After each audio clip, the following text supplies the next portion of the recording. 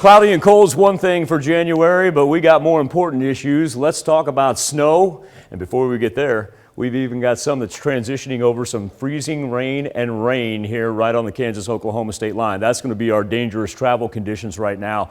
You know, our ground coming off of last week where we were able to make it up into the 50s, really not supporting a whole lot of slick spots out on our highways. Still want everybody to be wary of elevated bridges and anything like that. No, that's common sense. We talk about that all the time.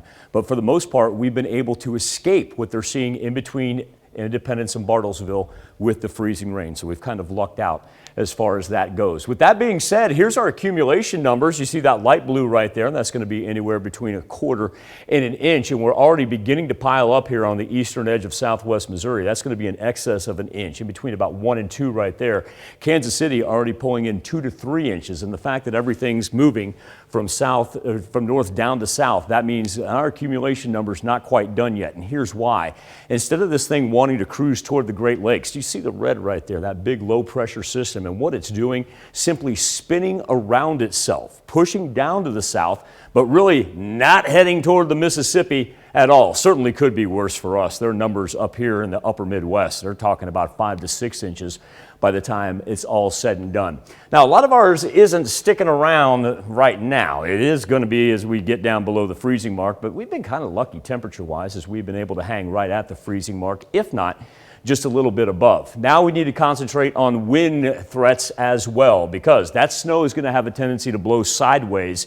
We're talking about wind gusts 30 miles an hour there in Chanute, 22 in Joplin, 30 in Nevada, and say 30 in Independence. And so that's why we have the wind advisories that are pretty much all encompassing the entire 4 states in that tan right there. And you'll notice that lasts until 6 p.m. We even have 2 of our counties in a red flag warning, giving you idea as the snow pushes off to the east right there, it's going to get drier and drier out to the west, where you're even going to have the threat of some wildfires, which I know sounds crazy, seeing as how we're seeing snow right now on the radar. So then we talk about winter weather advisories, and that's where we saw the accumulation numbers in excess of already 1 to 2 inches out on the eastern portions of our southwest Missouri counties.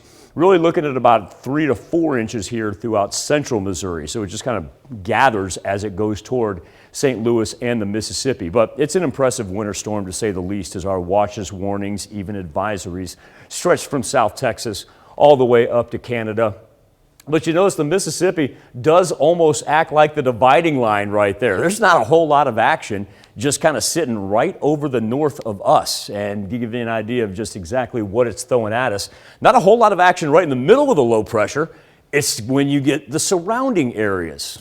Probably find ourselves lucky that we're on that far south end. Temperature's not going to budge throughout the afternoon. We're just going to roll 30s for the most part overnight. Obviously, with that wind sticking around, wind chill is going to drop down into the teens, if not about 10, 11 degrees.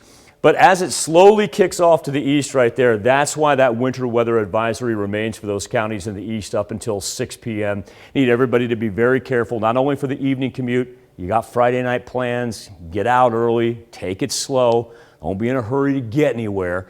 Now, by the time we get into Saturday, it's going to be a chilly one, but at least we'll be done with the snow for that time being. And then for Sunday, as we get into a little NFL football, probably going to see a whole lot of snow still sitting there on the sidelines of Arrowhead Stadium. But for you Chiefs fans, it will be pretty dry up there at that point in time. A little bit of a melt, but weather's not going to play a role as far as the game goes. And then by the time we get to MLK Day and next week, snow gone. That's because we're going to be up in the 50s.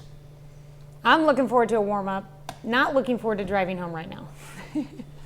It's honestly not too bad because we've avoided freezing rain and sleet.